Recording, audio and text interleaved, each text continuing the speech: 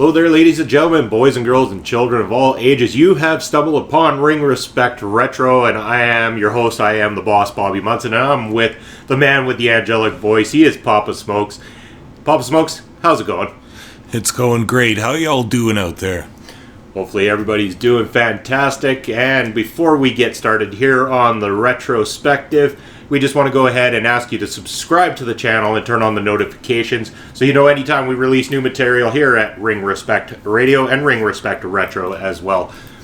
On top of that, we would like to go ahead and thank our sponsor of the show. That is going to be Powerslam.tv. If you want to go ahead and get yourself a free 1-month subscription to Powerslam.tv, head on over to their website now and use the coupon code Munson. That's MUNSONED for your 1-month subscription.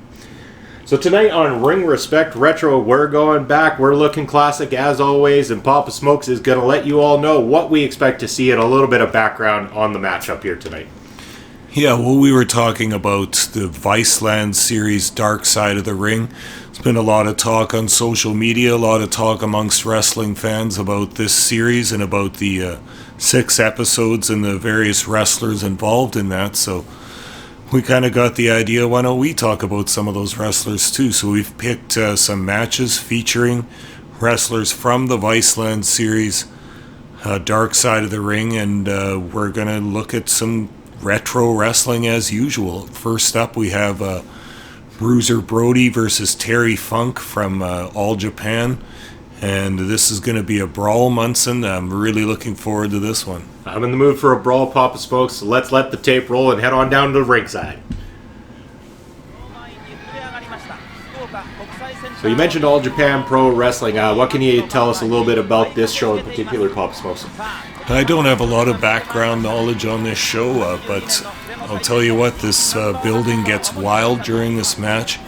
I like the ceremony that the Japanese do in the ring with the flowers and such before the match. I love watching these, especially these old ones. This would have been under Baba, I guess, owning New Japan or All Japan at that time, and great promotion. And these American wrestlers love to come over and do these tours.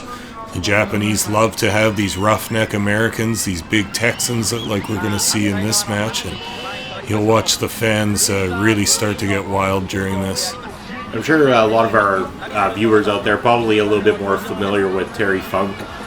Very well known for a lot of his work, especially in North America. Bruiser Brody might not be as familiar to some of the fans. What can you tell us a little bit about Bruiser Brody himself there, Papa Smokes?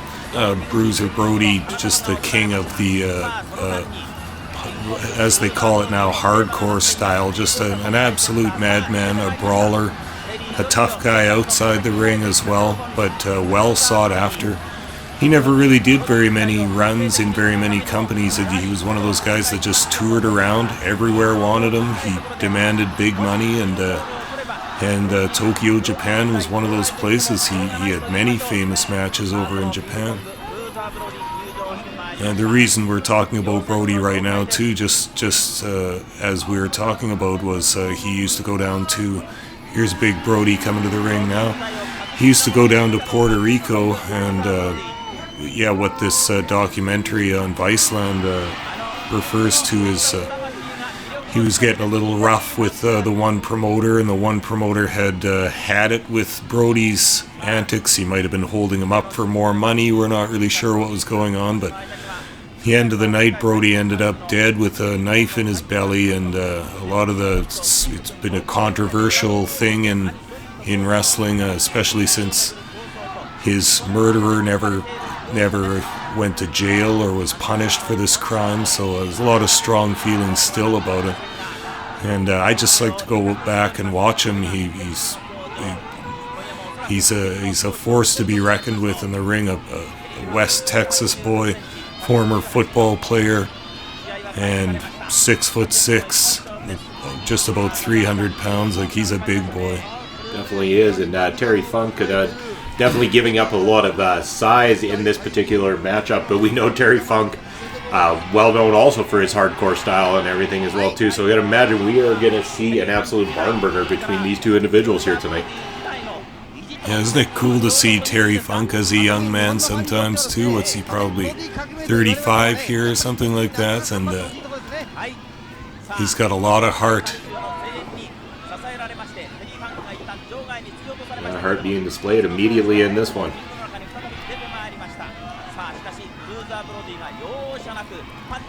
Yeah, Terry's got those taped fists. He's not looking like he's expecting any kind of a technical match. And there's Brody, the strength of this guy. Like, he was a college football player and just a very strong, roughhouse man.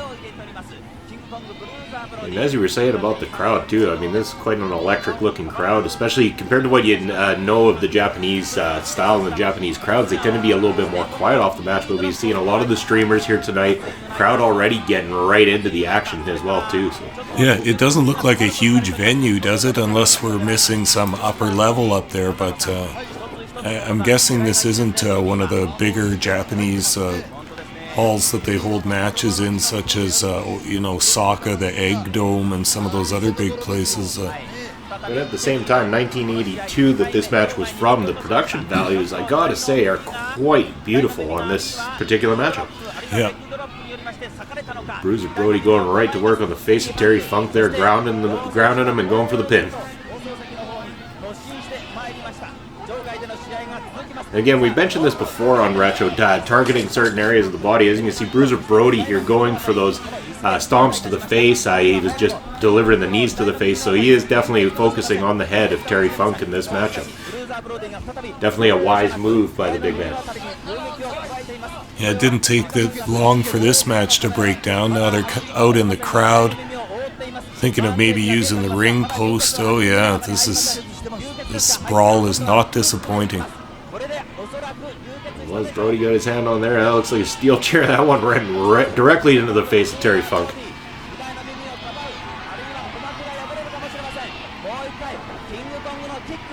I wonder if the referee's going to be able to even get this one back under control, or if he might as well just let these two tear each other apart here.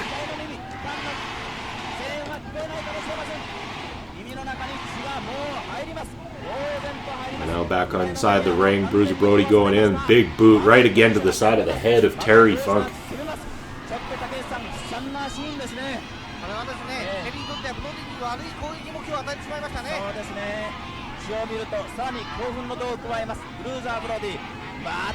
Mori keeps working on the head of Terry Funk there. I imagine it's going to be harder and harder, not only to get his breathing right, but be able to see. It looks like Terry Funk's now been cut open as well too, so now he's going to have to deal with that, blocking his vision. Not a good thing when you're going up against somebody the physical size and strength of Bruiser Brody. Yeah, it looks like his ear is cut. Those repeated kicks to the side of the head. God, Funk's crazy, man. Like, look at that. This is absolutely gruesome already. We just getting started here tonight. Now that kind of begs the question too, that how deliberate or accidental the cutting of that ear is. If you know what I'm getting at, like was that just a hard kick that opened it up, kind of thing, or Oh, might have been planned, might have not been planned, but either way, we know Terry Funk not afraid to shed a little red inside the squared circle. Absolutely.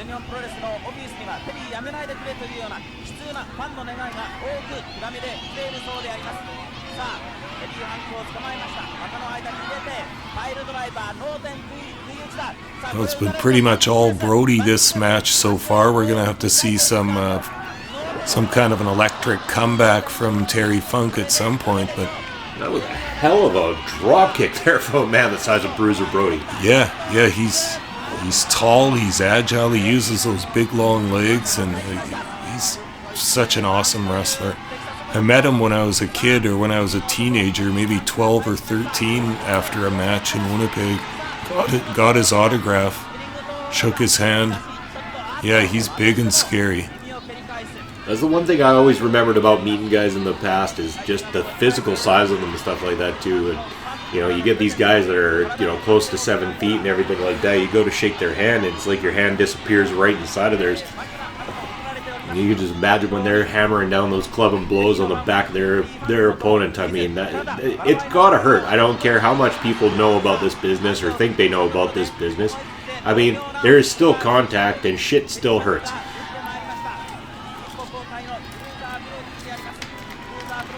Funk teasing a little comeback there. Oh, yeah. Well, he might be back in this, though.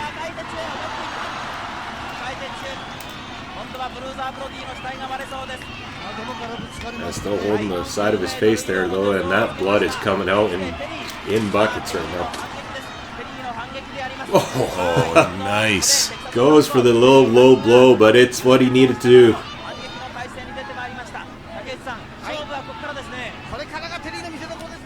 And Terry Funk wasted no time. He's going right after Bruiser Brody here. Oh, to the post. That was beauty. And into the front row. This match is excellent. Oh, yeah. There's a use of a table. This is the kind of wrestling Papa Smokes likes watching right here.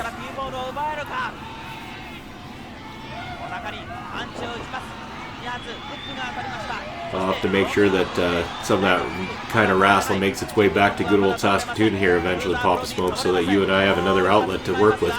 You got that right, Munson. Oh, yeah. Oh, and Brody's split open now, too. Oh, I like it. Oh, those were the days, eh, Munson? They sure were. I haven't even seen this much blood since they shot Abraham Lincoln.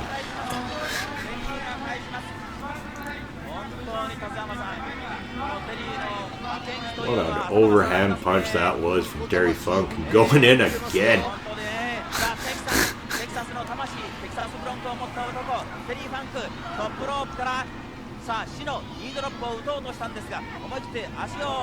Well, so much for that side suplex to get out of that headlock.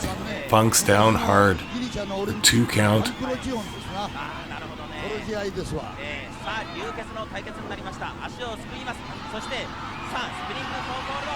Well, he was mentioning earlier, Terry Funk looks like he's really struggling to see out the one side of his face there, which is going to cause you a lot of problems in this matchup. Bruiser Brody hardly even sees his face, but that color of red all over his face right now.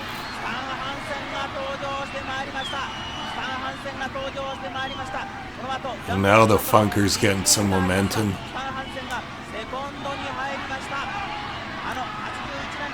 Hitting those jabs, and here it comes. The Funk family hold, the step over toe hold, or the spinning toe hold. Oh boy, this is a submission move. Terry's Terry's dad and brother and grandpa all use this hold.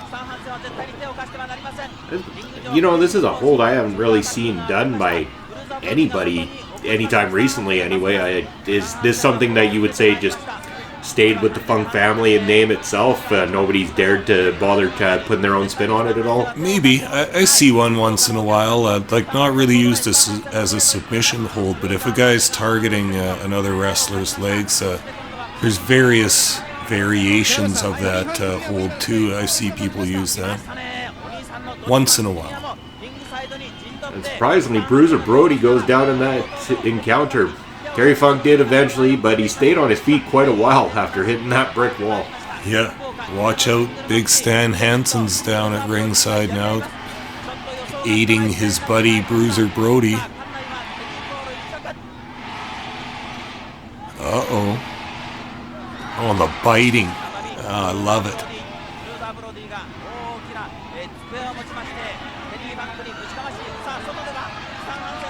Bruiser Brody treating himself to a little mid-match snack there. Yeah. Another groin shot from Terry.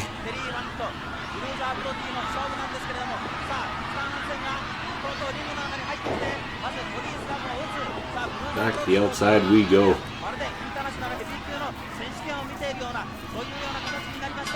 And that tail right across the head of Terry Funk there.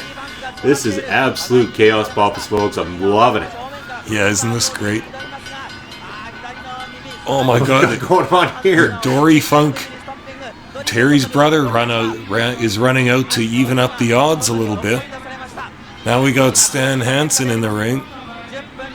I might as well just turn her into a full-on tornado tag match at this point. Yeah, that's probably what they're doing, is setting up a tag match for the next card or something, but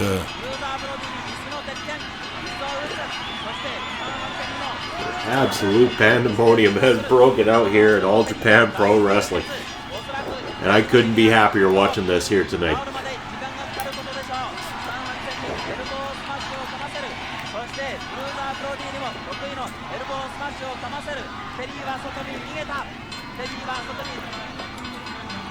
yeah, I think the match has finally been called here, some sort of a no contest, I suppose, or disqualification, but we got Dory Funk Jr.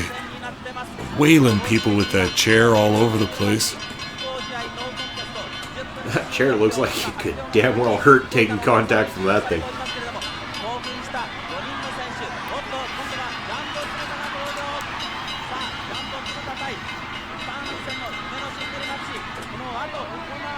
You know, I like some of these brawls in these old matches too, because they're so improvisational.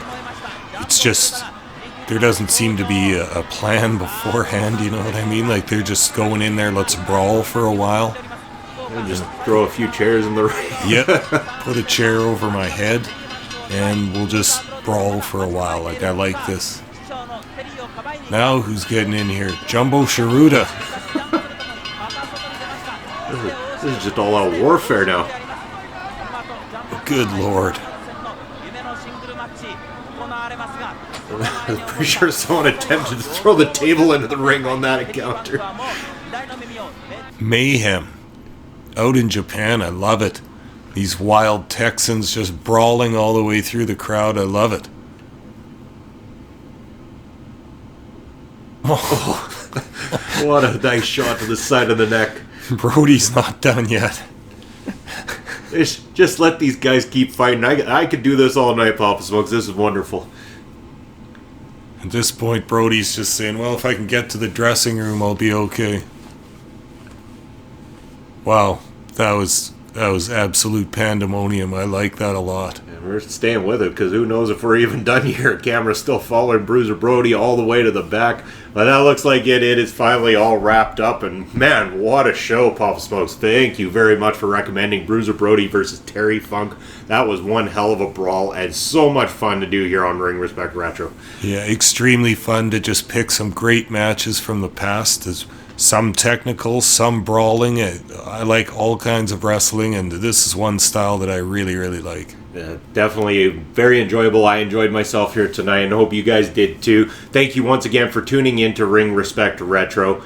As always, if you go ahead and click subscribe, definitely going to help us out, and get the word out. Spread it around, let people know about Ring Respect Retro, Ring Respect Radio as well too, because we just want to be able to reach a bigger audience, get people to be familiar with our particular style.